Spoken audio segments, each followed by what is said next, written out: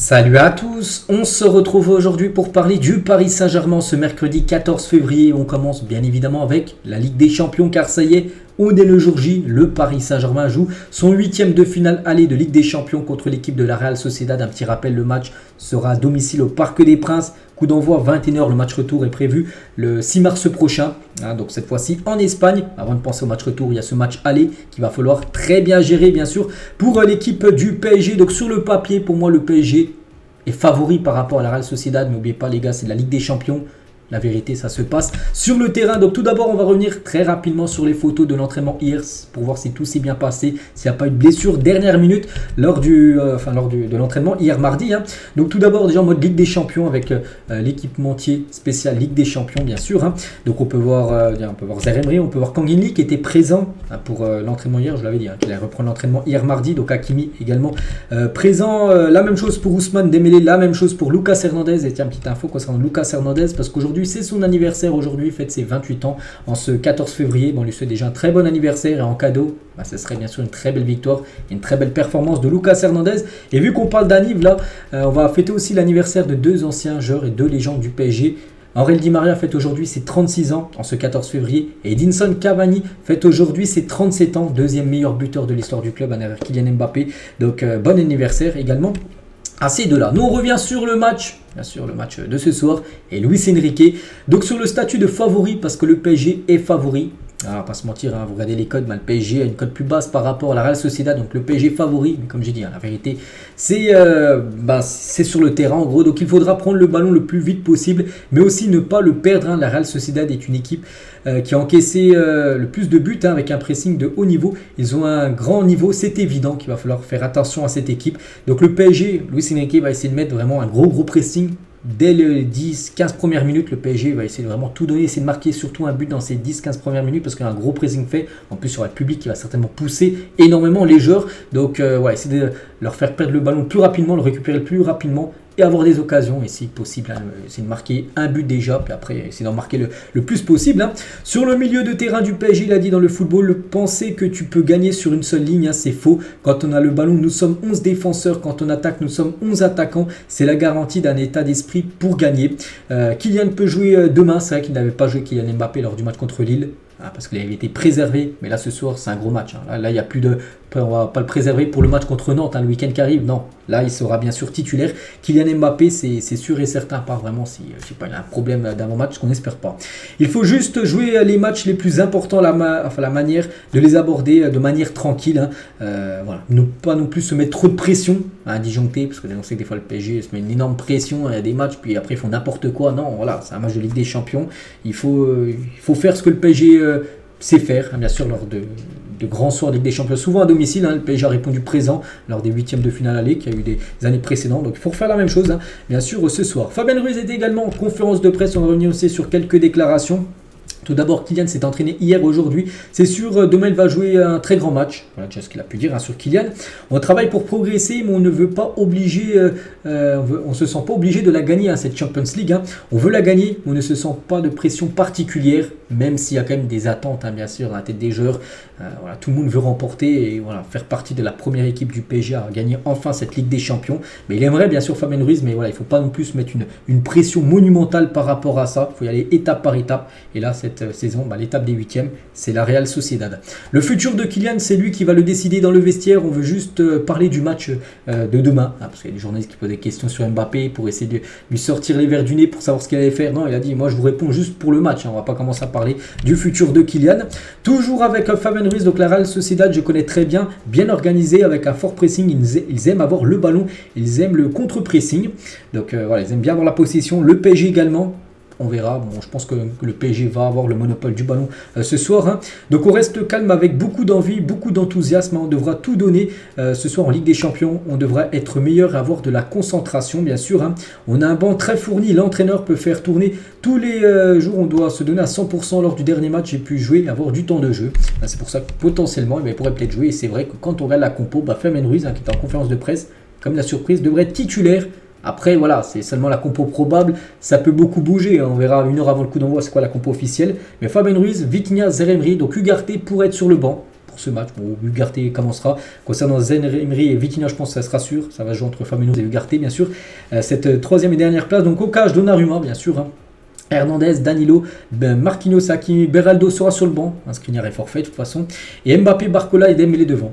Voilà, normalement ça devrait être ça. Bon, pas mal, hein, je pense que c'est la meilleure compo à mettre. J'aurais peut-être préféré mettre Camus Ugarte moi à la place de Fabien Ruiz. Sinon, tout le reste, j'aurais mis ça. Voilà, donc voilà, normalement le 11 de départ. Et on va parler un peu de l'adversaire quand même du Paris Saint-Germain. Tiens, je suis allé chercher sur un site leur dernier match depuis le début d'année, depuis le 1er 2 janvier, leur premier match. Ils ont fait un nul. En gros, ils ont joué 10 matchs, ils ont fait 4 victoires dans une série. Hein. Ils avaient gagné là. Ils avaient fait aussi 3 victoires d'affilée au Osasuna, le Celta et de nouveau le Celta, une fois en Coupe du Roi, une fois en Liga. Mais depuis, les gars, les 4 derniers matchs, hein, c'est 3 nuls, une défaite. Hein. Ils ont même perdu là au Osasuna le dernier match, 4 matchs sans marquer. Donc voilà, c'est une équipe, je pense qu'il faut les prendre là à ce moment-là. On espère que ça ne sera pas leur déclic pour eux. Mais voilà, c'est une équipe quand même qui a un peu de mal en ce début d'année 2024. Mais voilà, c'est notre compétition. En plus, ils vont être surmotivés, on pense. Ils vont jouer contre Paris, le meilleur club actuellement en France, tout ça. Ils vont essayer de montrer une belle image. Donc voilà, on serait dans cette équipe. Et longtemps incertain pour le 8e de finale aller.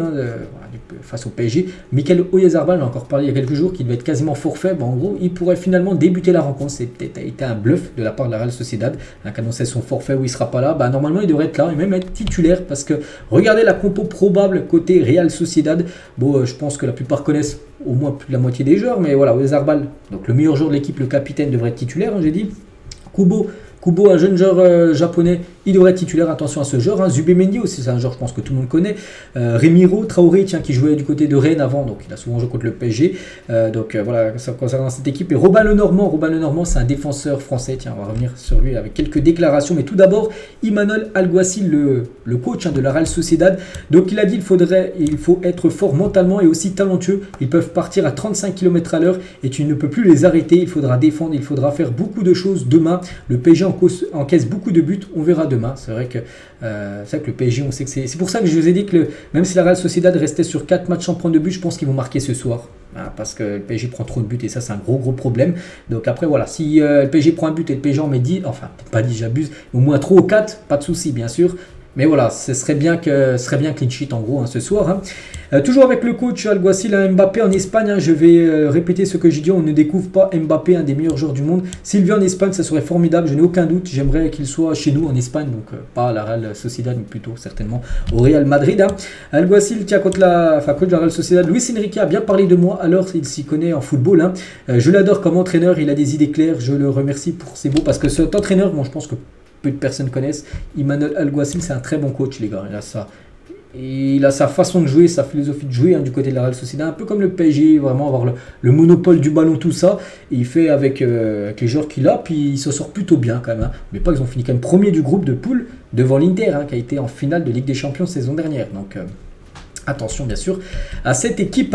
Et Robin Lenormand, un défenseur français de la Real Sociedad, il a dit il y a toujours de la tension. Bien sûr, ce sont des joueurs particuliers, on peut résoudre cela de manière collective en restant calme. On a montré en Ligue des Champions qu'on pouvait tenir tête à n'importe quelle équipe, c'est vrai, donc on pense qui visait l'Inter Milan, une énorme équipe.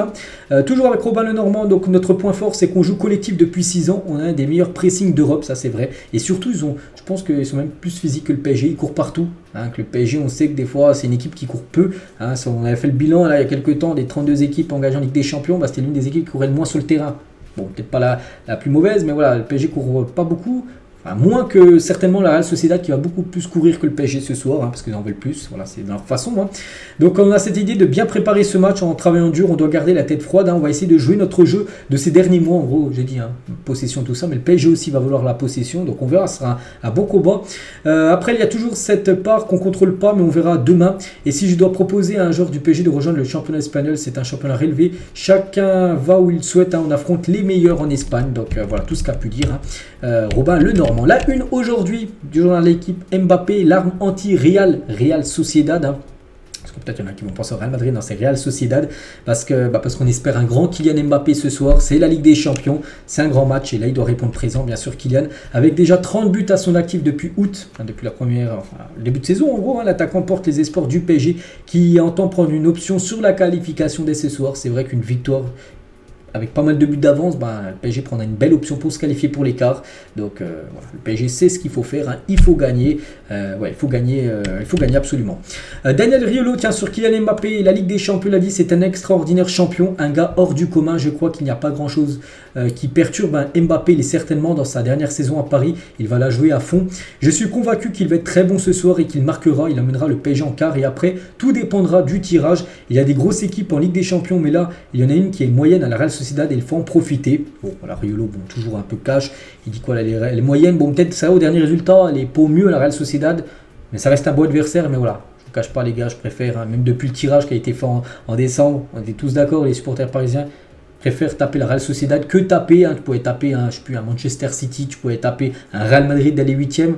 Voilà, donc maintenant, on est au jour J, maintenant il faut confirmer bien sûr, hein.